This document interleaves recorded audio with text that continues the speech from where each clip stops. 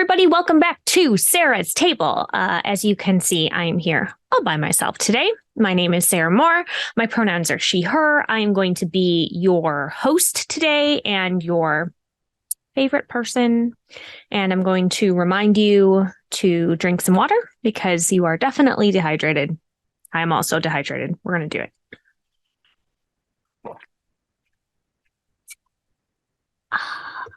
Okay. So this week I'm doing something a little bit differently. You know, if you follow the show, normally you get on here and we are playing RPGs and we are getting stuff going.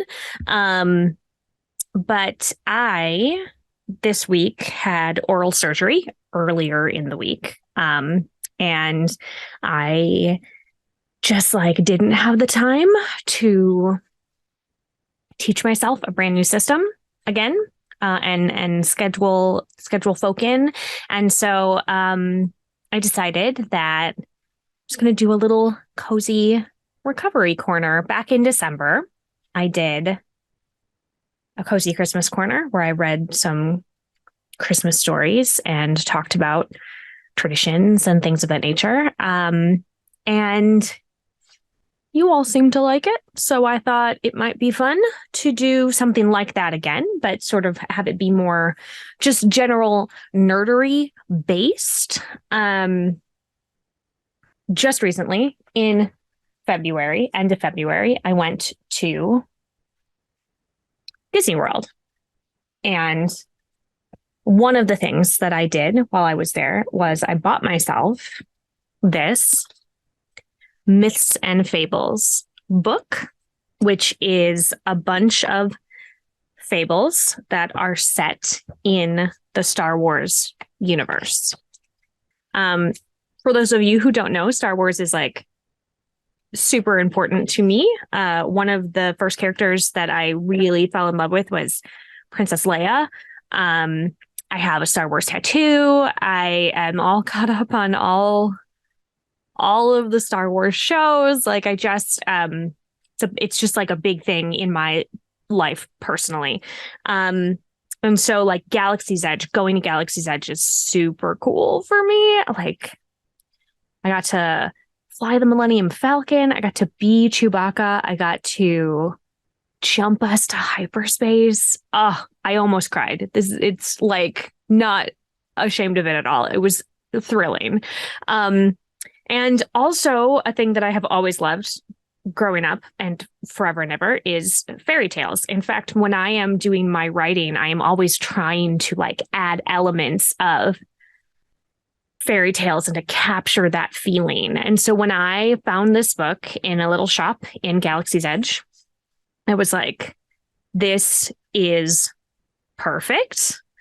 I am definitely gonna do this. I have to own it. This is what is happening. Okay, so I thought, wouldn't it be cool? Maybe I'll read one. Some of them are pretty long, but I think you're here with me. I feel together. Get yourself something to drink and let's hang out. Let's hang out. Okay. I'm going to start at the beginning. And interestingly enough, the very first fable that is in this book is called The Knight and the Dragon, which I think ties into what I'm going to be doing after this, which is talking about D&D. So, themes, we love it. The Knight and the Dragon. Ooh, okay. Well, this book is beautiful. The art in it is really beautiful. You can only get it at Galaxy's Edge down at Disney. And each one is written out in the language that they have down there in Galaxy's Edge as well. All the titles, I mean, obviously not everything, but then the really beautiful, sweeping fairy tale art. All right. Gather around the fireplace? This feels right. The campfire? I don't know. You decide what sort of fiery burning element there is, but there definitely is one. There once was a tribe of nomadic people on the distant, dusty planet of Tatooine, who for many months had been terrorized by a fearsome dragon. These were a simple people with simple needs, who had for generations eked out an uncomplicated existence on the harsh desert sands, trading with the other tribes for water and sustenance, salvaging the wreckage left behind by those careless few who shared their world. Those others whose lives unfolded in the noisy cities and spaceports, who tried ineffectively to hold back the sand rather than embrace its gifts. The desert folk had little cause to visit those teeming cities, however, and although they had once roamed the rolling dunes in great caravans, they had found a place to settle. They were at one with the land and knew that the desert itself would provide them with everything they might need. So it was that these sand people came to establish a village of their own, a place they might call home. For many months, the village flourished, and food and water proved bountiful as the desert offered up its gifts. The villagers, once so used to their endless migration across the sands, grew complacent and comfortable. Yet in their ignorance, they knew not that they had awoken the wrath of a great dragon, Crate, that made its nest amongst the nearby dunes and called that domain its own. Crate was sly, and knew that the people of the sand were in no way its equal in battle or cunning, so it devised a plan to rid itself of them. Just as the desert had provided for the villagers, it would provide too for the dragon. The people of the sand were numerous, and the dragon ever hungry. If it rationed them carefully, the villagers would sustain it for many months to come. Soon enough, it would reclaim its domain from these interlopers, once they were all inside its belly. But dragons are long-lived and lazy, and Crate saw no need to hurry. Thus it chose to begin with the villagers' plump livestock, which they held in large corrals on the outskirts of the village. Only then, when the entire herd had been consumed, would the dragon enjoy the taste of that which it so craved: people.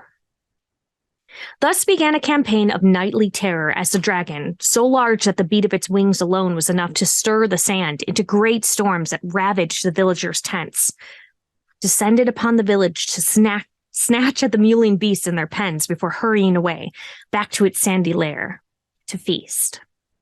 The villagers cowered at the mere sight of such a terrible beast, and in their fear, they made no move to try to prevent the dragon's attacks.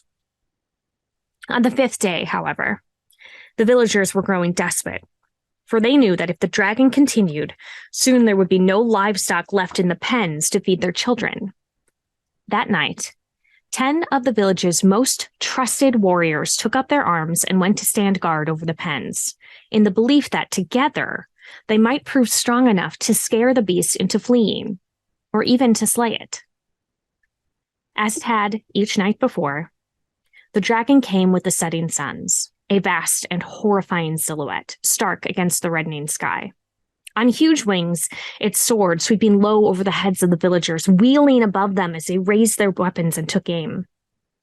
Yet their weapons were ineffective and did not so much as scratch the beast. Far from dissuaded, it brushed the villagers aside with a flick of its wing, and once more sailed away into the night with a squealing animal for its supper. In such a way, it continued for many days, until the villagers' livestock had all been consumed, and the sand people themselves lived in fear of what the dragon Crate might do when it returned to discover the pens empty. Crate, though, had planned for such an eventuality, and had secretly willed that day to come, because to a dragon, there is no sweeter meal than a helpless villager. That night, the dragon returned to the village to find the livestock pens had been abandoned. With a cackle of malicious glee, it turned to the village and beat its wings until the tents were swept away in a blizzard of sand, and the people cowering beneath were revealed. For a moment, The dragon seemed to linger, and then, licking its lips, it selected a young boy, whom it plucked from his mother's arms and carried away into the night. The boy was not the last of his peers to be lost in such a fashion, for Crate soon developed quite a taste for children. The villagers took to hiding their young in pits beneath the shifting sands. But the dragon was wise and had seen such tricks before. It dug up the children like wriggling worms, one to feast upon each night. The villagers could stand for this no longer, and elected a warrior from amongst their number, whom they armed with their most precious weapons, adorned with their strongest armor, and sent out into the desert to stir the dragon from its nest. This warrior carried vengeance in her heart, for she knew the dragon must pay for the lives it had stolen, and she boldly claimed that she would soon return with the beast's head as a trophy of her victory. The villagers cheered as she strode off toward the horizon, and in their hearts, for the first time in months, they carried hope for the future. That evening, the dragon did not return to the village. Cautious words of optimism were whispered around hearthstones as the villagers enjoyed their first night of peace for some time. And with the dawn, all agreed that the warrior must have been successful, and the only reason she had not yet returned was that she bore the weight of the dragon's head on her return journey. Collectively, they sighed in relief and believed that the nightmare of their plight was over. Yet, evening rolled around again, and still the warrior had not returned. Optimism once again gave way to creeping fear, and sure enough, as the sun dipped out of sight, the dragon appeared on the horizon, and the villagers realized that all they had achieved in dispatching the warrior was to save the dragon the trouble of coming to the village for the previous evening's meal. The campaign of terror began anew. So it was that, in desperation, the villagers concocted another plan. Certain that the dragon would not be dissuaded and would keep on returning until every last one of them had been gobbled up, the villagers agreed that they must find an alternative form of sustenance to offer the dragon. The next day, a small band of villagers set out across the sands to where they knew a traveling band of fellow desert folk had temporarily made their camp.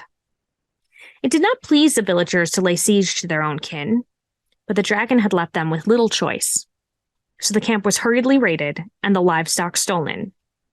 It was a small herd, but it would buy them time, so the livestock were driven back to the village and penned in the corral, ready for the dragon's return that night. True to what had gone before, the dragon came with the setting of the suns, but showed little interest in the livestock, for it had truly enjoyed the taste of people, and the livestock would never again satisfy its hunger. The villagers wailed as it plucked another of their number from the sand, for soon, like the livestock, there would be none of them left, and their plan to distract the dragon had failed. There was only one recourse left to them. If the dragon wanted people, then people they would give it. Yet they would no longer allow the dragon to take amongst their own, for they had already lost too many. Nor would they be driven from their newfound home, for the desert had accepted them, and the months before the coming of the dragon had been the happiest they had known. Thus, the raiding party that had set out the previous day did so again. Only this time, they had a different quarry in mind.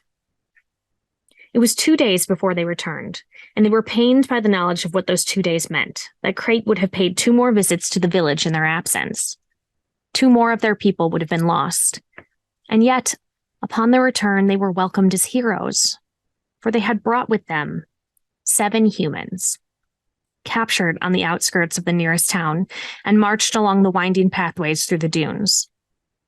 Most of the livestock corrals were empty, so the captives were herded into one such pen and bound, and upon the setting of the suns, one of them was chosen and tied to a stake outside the village boundary as an offering to Crate. At first, the dragon seemed unsure of the new development, perhaps suspicious of the villagers' intent, lest they meant to poison it. In truth, a thought that had not occurred to the villagers, so desperate were they to save themselves.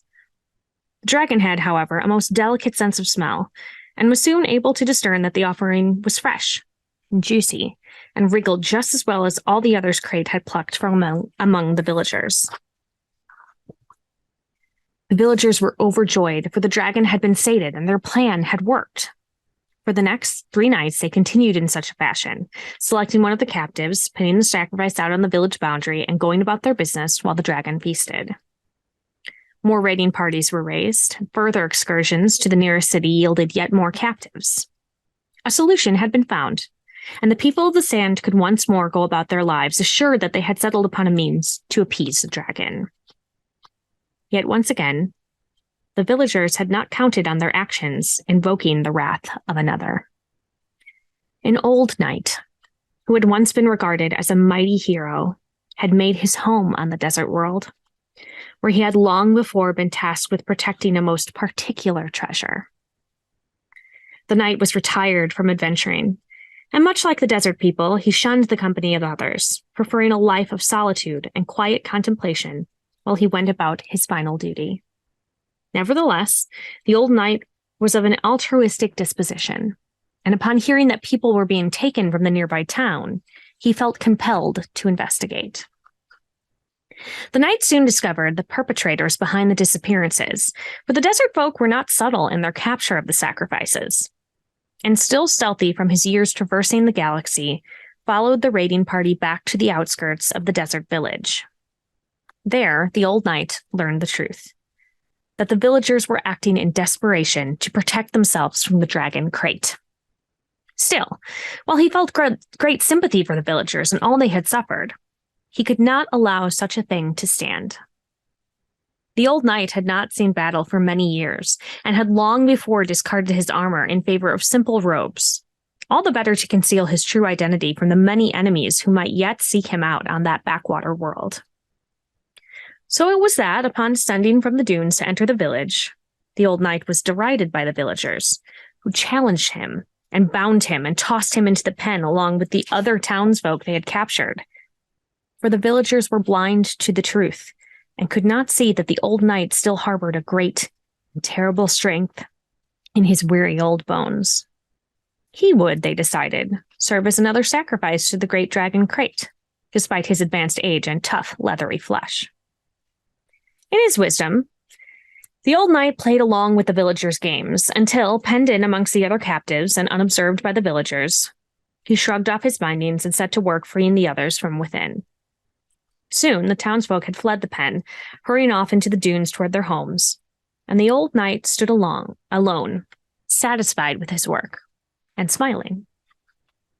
As the afternoon light began to wane, the villagers returned to choose a sacrifice from amongst the captives, but were infuriated to find only the knight, kneeling silently inside the pen, his eyes closed in peaceful meditation as he awaited his fate. With little choice, lest they sacrifice one of their own, the villagers dragged the old knight to the village boundary and tied him to the stake before retreating to the safety of their tents to await the coming of the dragon. Sure enough, as day finally gave way to dusk, the silhouette of the dragon, vast and ominous, appeared on the horizon. Its wings unfurled to stir rolling clouds of dust as it sped toward the village boundary. It circled once above the camp, eyeing the old knight, laughing at the sight of such a poor victim. Yet the old knight was wily, and once again slipped his bonds, for he had known the villagers would select him as their sacrifice, and as the dragon swooped low to pluck him from the sand, he stood, and ignited a gleaming sword of light, which he raised above his head in warning, thus revealing his true nature to all who looked on.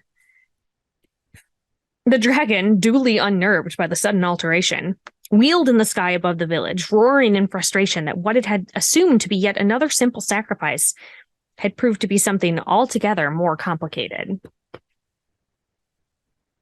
Crate was an arrogant beast, and knew that, despite the villagers' trickery, for surely it was they who had concealed the unlikely warrior beneath such humble robes. One man could be no match for a beast of its size and power. Crate knew that it would not go hungry that night. Thus began a dance of such elegance and ferocity that the villagers all emerged from their tents to observe as dragon and knight dipped and weaved. Crate sweeping low with its whip-like tail and flashing talons, the knight ducking and leaping, the glowing blade of his sword humming through the air. He moved with a grace that belied his age, and the villagers knew at once, upon witnessing such a feat, that they had badly misjudged the man they had assumed to be a pitiful traveler from the nearby town. For an hour or more, the battle continued, and yet neither the dragon nor the knight had made a mark upon the other, so evenly matched were they in wit and skill.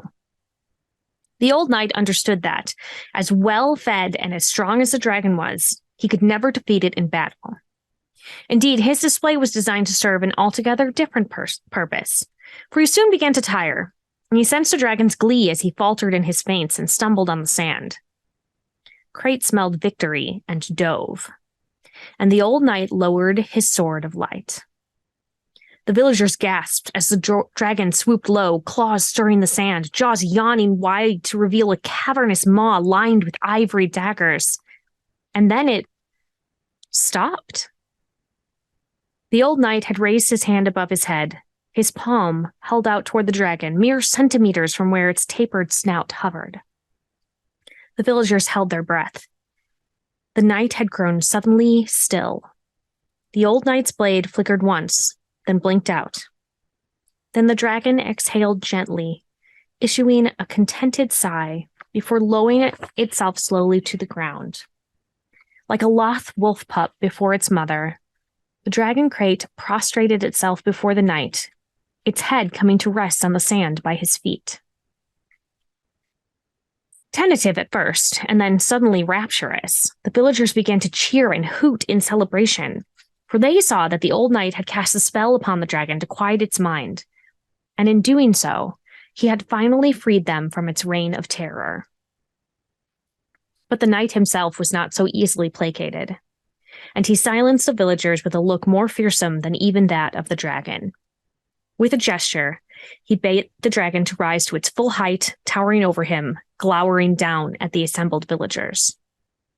He took a step forward, and the dragon followed in kind, subject to his every whim, so mesmerized was it by his spell. The dragon crate is now under my thrall, and, as such, will only do my bidding. No longer shall you suffer from its nightly visits. The crowd began to cheer once more. The old knight ushered them to silence again. Yet you have wronged the people of the town, for you have taken their pain. For you have taken your pain and made it theirs. This too shall cease. For if you ever raid the settlements of others, I shall learn of it. And I shall return with this dragon, and your village shall be destroyed. At that, the dragon stirred, spreading its wings as if to underline the old knight's point. Now go in peace, and return to your families, and enjoy the gifts of the desert. Then the old knight turned his back on the people of the sand, and slowly led the dragon away into the dusty night. The villagers never saw the old knight again, or his dragon, but they remembered his warning well. Thus, unique amongst the nomadic tribes of Tatooine, the villagers never again raided the settlements of others or took captives from the cities and towns of the desert world. I hadn't read that before just now. I was discovering it with you at the same time. And I loved me some Obi-Wan, so that was very exciting when he showed up. I was like, oh man, yeah! I'm just going to keep my voice nice and simple because, you know, when you're listening to an audiobook, you don't want the person who is reading it to interject with their excitement when they discover a character that they love. So anyway, this book is beautiful. And if you make it down to Galaxy's Edge, you should check it out. It's just like pretty bound and stuff. It's just lovely. It is maybe more expensive than you would want, but no. Disney, yo. Okay. I also want to do a little bit of reading of another new book that I got much more recently.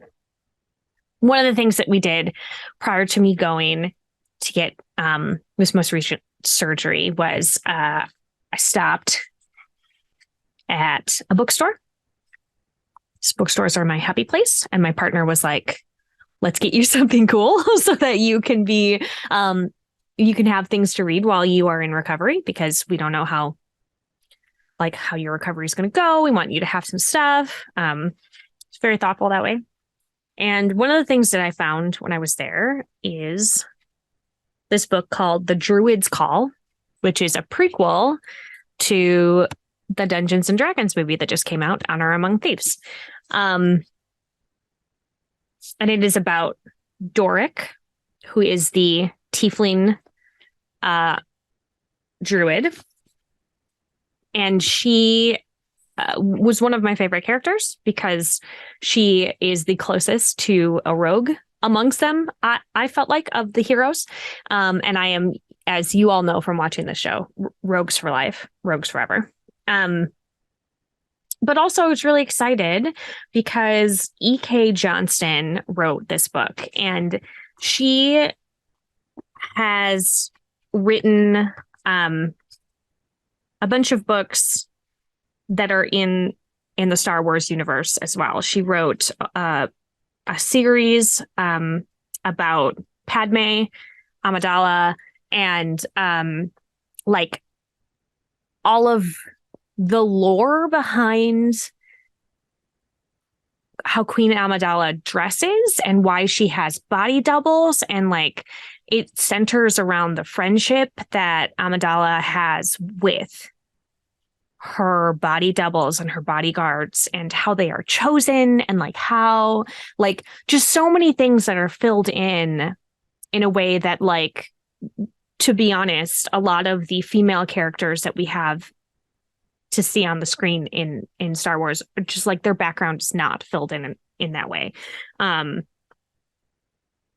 she also wrote a book called That Inevitable Victorian Thing, which is a beautiful love story. It is queer. It is like polyamorous. It deals with people having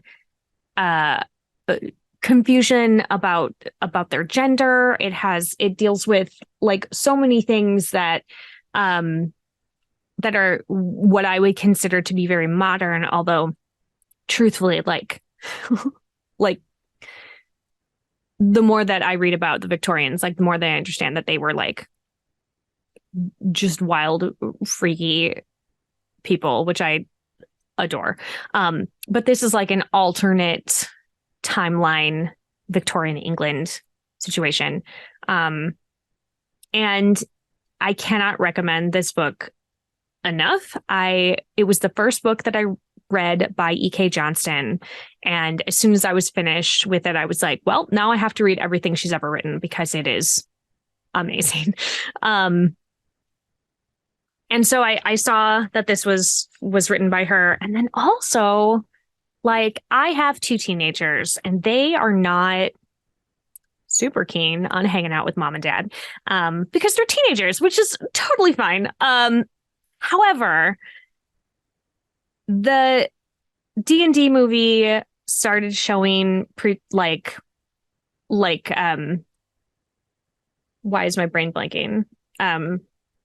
Trailers. There were trailers out for it, and both of them separately came to me and said, "Mama, can we go see this movie?"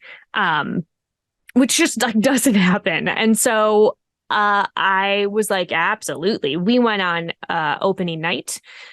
We went on March 31st when it came out. Even though I have pretty bad movie theater anxiety, when it's really an important movie to me for whatever reason, I find a way to figure it out and I go, and then I'm always fine. But like, anxiety is weird. But we went as a family. There wasn't a ton of other people in the theater. And I know that there is some controversy around the D&D movie. I get it. I know that they didn't credit Gary Gygax and Dave Arneson. I understand that. I think, sure, it would have been nice to have them say based on the works of or something. But when I saw this movie, I could tell that the people who wrote it love the property. It felt like my home game. It felt like every campaign that I have ever been so excited to be a part of. There was enough funny, silly bits that like would have happened at a table. And I'm not going to spoil anything because I truly think you should all just go see it with your with your table of people. But it wasn't played for jokey laughs, and there was some genuine emotion in it. And I think everybody was cast really well, and it was just fun. And like we came out of this movie, my little family of four, who have played in home campaigns before, the four of us, and like everybody was jazzed to like play a game and talk about characters and come up with the little things and be like, oh, do you remember when this happened? Wouldn't this be great? And that kind of reminds me of when I did this thing in our game, or this other game that I was a part of. And like I think that for me is what like joyful gaming is all about, right? Like you are finding these moments of joy and these moments of impact with your table of people that you allow yourself to be vulnerable with. And it's just like fun. So like go see it with people you care about. And then on your way back, do what we did and grab some milkshakes and talk about which character you see yourself in. It's not a lecture. Not a lecture. But also like it's okay for everybody to feel a little bit of joy. Please and thank you. So this is a prequel story. Which means that like if you haven't seen the movie, it's okay. I don't think it's gonna spoil anything for you. But if you are like very concerned about it, you can like pause here and you can come back later after you've seen the movie and watch the rest of this episode. But I really feel like, you know, these books came out prior to like they dropped at the same time as the movie dropped. And so I don't think that it's going to be like real bad. These are all things that you know basically immediately. And it's just like extra information. It's not. Yeah, we'll see. Okay, here we go. The Druid's Call by E.K. Johnston, an original prequel to Dungeons and Dragons: Honor Among Thieves. To Boyce, this is what that weird girl from Ontario was working on when she stayed in your house last summer. Can we just take a second? I really love watching or seeing like dedications like that at the beginning of a book. It's just like so damn relatable. Like, you probably see me as weird. And I'm writing weird stuff and I'm talking to myself and I'm getting mad at the characters that I'm putting on this page. Love it. I'm going to do the first chapter and then I'm going to see where we're at time-wise. In her parents' defense, they did try. They didn't do a very good job, and they definitely gave up the moment things got difficult, but they did try. And that is how the tiefling Doric survived babyhood. Chapter 1. The sharp twang of a bowstring had a way of attracting attention. Arrows could be quiet if they were fletched properly, and a well-trained ranger could move through a pile of dry leaves without making a noise. But some things were just unavoidable. If you were going to take a shot, you had to be sure your aim was true, because you might not get another chance. Doric's arrow went wide, and the herd of deer that she and her fellows had been diligently tracking split up in a panic and melted into the trees. That was better, said a chipper voice beside her. Toriath could always be counted on for encouragement, even when Doric wasn't in the mood for it. It was the foundation of their relationship, and had been since the first time the slender, dark-haired elf had laid eyes on her. Doric crashed through the brush to retrieve her arrow. She didn't even try to be quiet, and her tail thrashed at the growing shrubs in the underbrush. She looked up and saw a snowy owl perched above her. Even the owl looked judgmental. She stuck her tongue out at it, but it didn't react. We can't eat what we don't shoot, Dork pointed out, returning to her friend's side. There are plenty of deer, Toriath told her. Maybe the others will have better luck. Dork wanted to tell her that it wasn't luck. It was skill. And it was a skill that she couldn't seem to master no matter how long she practiced. She knew the other hunting parties were positioned so that after she screwed up, they'd be able to take advantage of the panicking deer. Her incompetence was part of the plan, an example of how she was able to contribute. God, she hated that. You know, Toriath continued, no one expects you to be out here. You don't have to hunt with us. You don't even eat that much. She did sometimes eat what the hunters brought home. Perhaps if she were a more able hunter, she would feel differently. But she wasn't. And so she ate things the elves couldn't when no one was watching and held herself to minimal portions from the communal hearth. She didn't want to remind the elves that she was different too frequently. But even more than that, she didn't want to be a burden. There were deer aplenty. In fact, there were probably too many deer. The farmers and woodcutters along the forest edge killed the wolves that preyed on their livestock, thinning them out until there weren't enough to keep the deer population in check. Then the deer ate everything that was green and below shoulder height, leaving little for other forest animals. So the elves ate the deer in order to restore the balance. It was a work in progress, but it was progress all the same. The Neverwinter Wood was a strange place where seasonal norms didn't precisely apply. Something was always flowering or fruiting or mating, and that meant that food was rarely hard to come by. But that food always tasted like guilt to Doric, and if her demon-given stomach could handle fallen tree bark and the occasional piece of limestone, she would let it. The wood elves had taken care of her ever since she'd first come to the forest, which was a rare blessing from the reclusive forest dwellers. She was nothing like them, but she owed them a lot. The least she could do was make it easy for them. I want to help, Doric said. I know, Toriath said. Maybe you just need more practice. It was kind of her. Toriath was usually kind. But Doric had already decided that this would be her last hunt if she was unsuccessful. She'd try something else, like berry picking. It had to be hard to screw up berry picking. Whatever you're thinking, I reject it utterly, Toriath said, and I will kill you if you leave me out here in the forest alone with all the boys. Doric laughed in spite of herself. Toriath wasn't the only girl in their age group with ranger talents, but she dragged Doric into training with her anyway.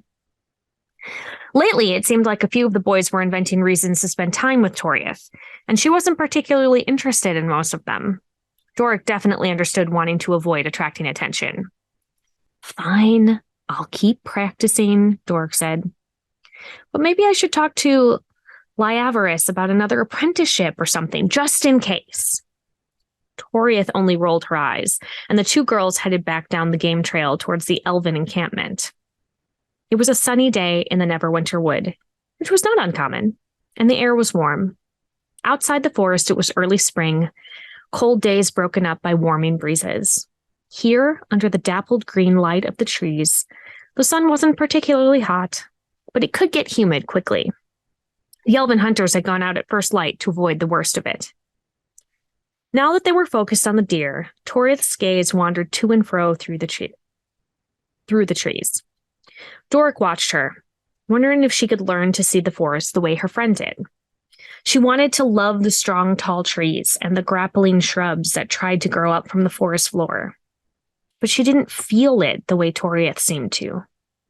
No matter how hard she tried to forget, the forest held dark memories for her, so she could never be entirely comfortable here. She could tell if animals were healthy or if plants were hale, but her experience was hard-won. And yet Toriath breathed the forest in, always knowing exactly where she was and remembering every leaf and twig she saw. Berries, Toriath pointed away from the game trail. She knew Doric hated to come home empty-handed. Did you bring a bag? Doric had already pulled a foraging bag out of her satchel. The girls went into the brush, and a few steps later, they were surrounded by fat, red partridge berries, dark as blood. It took them only a few minutes to fill the bag, stripping 3/4 of the berries from every plant, leaving some for the birds. They were nearly back to the trail when one of the other hunting parties caught up with them. Toriath, look! Deverell was almost staggering under the weight of the young deer he carried across his shoulders. He'd been part of their training group, and this was his first successful hunt. He was clearly thrilled. It was awesome!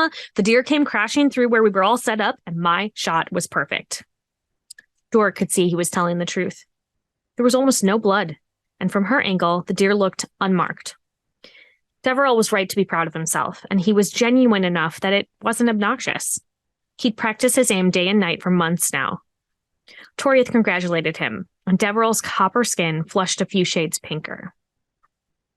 Toriath, said Deverell's mentor, a seasoned ranger named Fenjor. I'm glad we found you. I've got to get this one back to camp, but there's something strange going on southwest of here, by the river. It's too quiet, and the water doesn't feel right. We didn't have time to check it out before the deer came. Could you make sure nothing is amiss? Of course, Doric said. She handed over the berries a bit reluctantly. She was going to be empty-handed after all, but there was no way she'd say no to a request from one of the elders. Oh, these are perfect, Deverell said, looking into the bag. Your berries and my deer wrapped up and roasted together all afternoon. Ugh, it's going to be delicious. I'm going to tell everyone. Fenjor rolled his eyes, but his smile was indulgent. Toriath covered her smirk by checking her quiver. Of all the clan members, Deverell was the one she liked best after Doric, though as far as Doric knew, neither of them had talked to the other about it. Ready to go? Toriath asked. Always, Doric replied. They plunged back into the forest in the direction that Fenjor and Deverell had come from. It was an easy walk through the underbrush.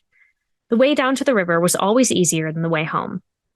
For most of its course through the Neverwinter wood, the river was slow and meandering, its banks gentle. Near the camp, the river was narrow and quick, with steep rocky banks that were easy enough to scramble down, but a challenge to climb. Doric would never complain. At least she wouldn't have to do it carrying a deer. Deverell seems nice, Doric said after a few moments walking in silence. Oh, he's absolutely gone on me, Toriath said. We could have collected a basket full of slugs, and he'd still be all excited at the idea that we worked together to get dinner. It's kind of cute. Doric snorted. She'd been with the elves since she was a child, but sometimes the things they did still perplexed her. You laugh, but someday someone's going to look at those pretty red curls and fall head over heels for you, Toriath said. Most of the wood elves had brown hair, though few, like Toriath, had darker shades. Doric's hair color was the least of her concerns when it came to her head. Her horns gave her away as a tiefling instantly, and just as quickly many equated her with the destructive tendencies of demons.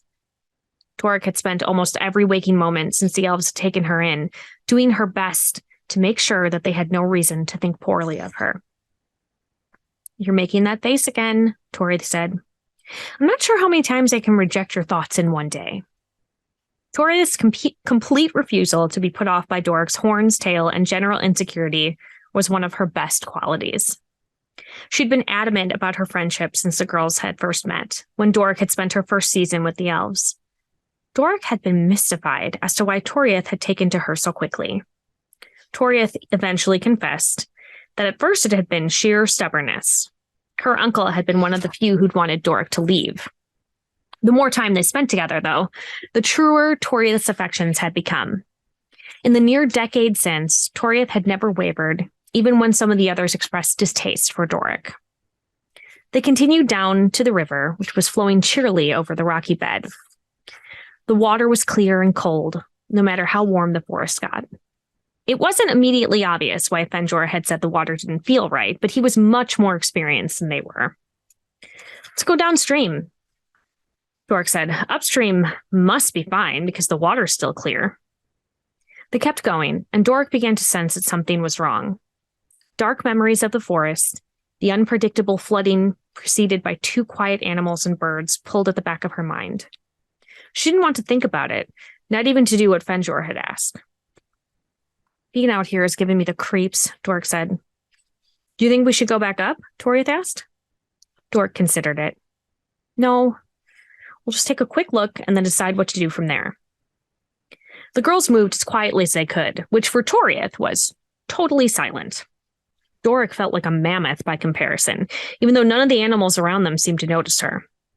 They followed the riverbank around several bends, and just when Doric was mentally kicking herself for coming up empty on even a simple scouting run, they came upon what they were looking for. A huge pile of logs stood on the far side of the river. The branches had been stripped away, and all of the detritus had been swept into a giant pit that was still smoking. All around the pile were tree stumps, short and hacked off, and the brush had been thoroughly trampled. A few of the logs had been stretched across the river. The water flowed over them, but it was clear that when they were ready to transport the timber, there would be a dam. What is happening? Toriath asked. But Doric knew the signs. Humans, she hissed. These trees are probably worth a lot of money.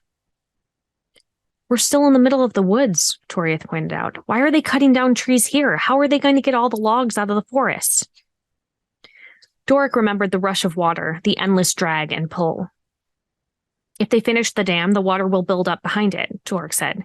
It'll flood the area we're standing on, but when they break the dam apart, all that water will go downstream really fast. Pushing the logs all the way to the city, Toriath finished.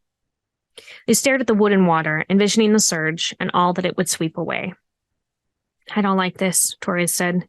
There have always been humans in the Neverwinter Wood, but not like this. The woodcutters we know wouldn't cause this kind of damage, and it's more than just the trees. This will throw off hunting patterns, and not only ours. Doric didn't like it when humans did anything, but this in particular dug under her skin. Like with hunting deer, the elves respected that some trees had to be cut. When wood was dead, or someone needed a house, or to stay warm outside the forest, they felled only the amount they needed. But this was on a devastatingly larger scale, and it seemed like it was just the beginning. We should go back, Doric said. We have to tell the others right away. They'll have a better idea of what to do, Toriath agreed with a wise nod. From across the cleared area came an angry roar. Doric and Toriath froze immediately, recognizing the sound. Elves and bears usually avoided one another in the forest, but if Toriath was right, and the logging had disrupted the bear's hunting, it might be hungry enough to try its luck on other territory and prey. Doric grabbed Toriath's shoulder, and they both dropped to the ground. The bear crashed into view. Thankfully, it was both upwind and on the other side of the river. The bear shambled around the logging stand, sniffing at piles of wood and traces of human habitation. It made its way to the water and splashed its front paws in the shallows. There should be fish, Toriath breathed so quietly in Doric's ear that she almost thought she'd imagined it. It's probably more interested in food. While Toriath deduced the reason for the bear's appetite, Doric could imagine its rage. It should be well-fed and happy. This was the Neverwinter Wood. This was a bear's paradise. Yet now its territory had been spoiled. It would have to stay and starve, or leave and fight for a new home. Very slowly, Toriath said. While it's in the water, follow me. Toriath slid through the brush, and Doric followed, choosing every step with utmost care. In spite of her very best attempt to stay quiet, she broke a stick underfoot, and the dry crack might as well have been a thunderclap. Both girls froze, and the bear looked right at them. Make yourself big, said Toriath, no longer needing to be quiet. Don't run. Stand your ground. She swiftly turned towards the bear and planted her feet shoulder-width apart with her arms outstretched. Doric meant to match her friend's movements, but caught her foot on a tangle of roots. Her ankle buckled, and Doric went down with it, down like a prey animal. Doric! Toriath strained to keep her voice calm. The bear needed only seconds to cross the river, and it stalked up to Doric with its ears laid back. A low growl rumbled in its throat. It snapped its jaws threateningly. In a panic, Doric stood up to her full height and faced the bear down. It was just over her wingspan's length away, salivating and desperate. Stop, she said, one hand held up imperiously, her legs trembling. The bear stopped. It stood up and tilted its head, sniffing the air inquisitively. They stared at each other. In that moment, the massive creature seemed to soften, its face all but pleading. "We're going to help," Doric said firmly. "We can't help if you eat us." The bear huffed, an almost petulant sound. Its sad eyes were sunken into its head from weight loss. Its fur had become dull and patchy. Doric remembered being so hungry she thought her stomach would chew right through her spine. "Stay back." Doric set her jaw. She felt her blood boil, not at the bear, but for it. The bear wouldn't be baring its teeth at them if its home hadn't been ruined. It wasn't wrong to be angry. The tranquility between tiefling and bear suddenly snapped. Fury once again filled the bear's eyes. It dropped to its front paws with a heavy thud and roared at the top of its lungs. "Doric, back away." Toria's voice tore from a whisper to a cry. "Keep your arms up and back away." The bear snapped its attention past Doric and effortlessly bolted towards Toriath.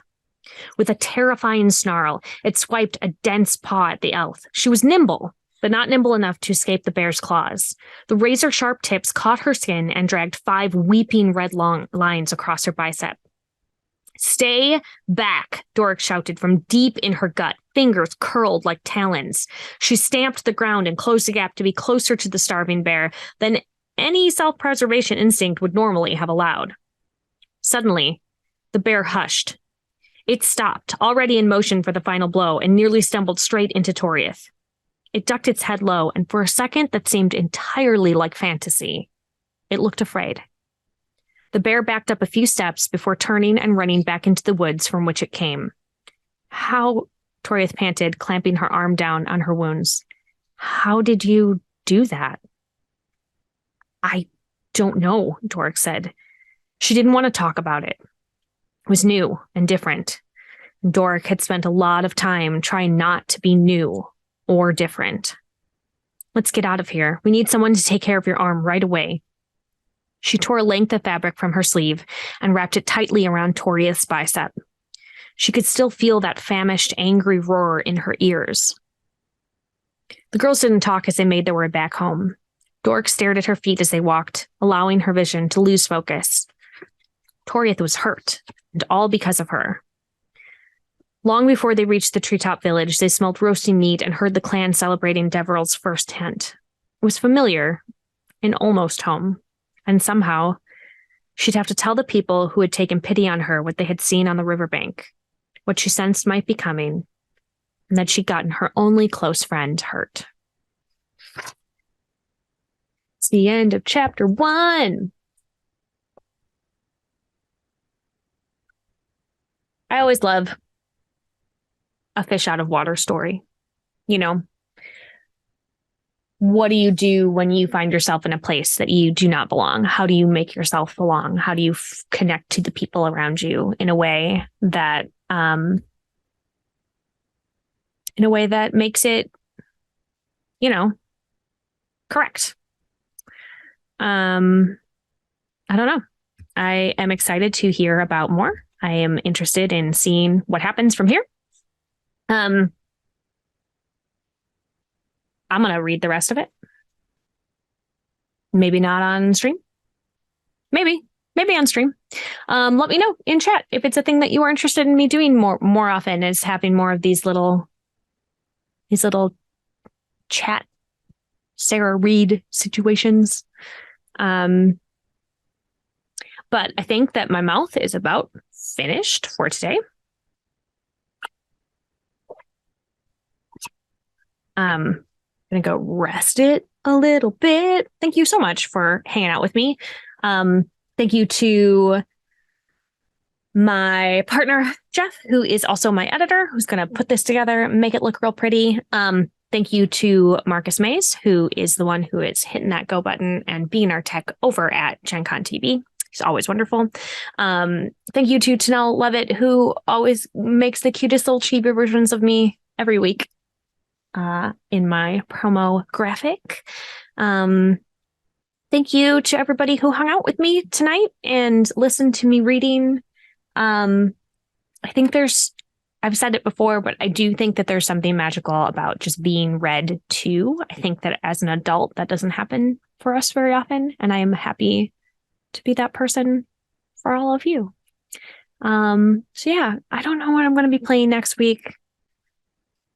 Something delightful, I'm sure. I've had a few requests for me to do like a horror game, which is just like not what I normally do, but I am interested in giving it a shot and seeing what that's like. So we will see. I also have Horseshoe Academy to finish up the arc of, and I've got a couple other games on the horizon. So come back and see me. And as always, keep making art and keep being art. We will see you next time.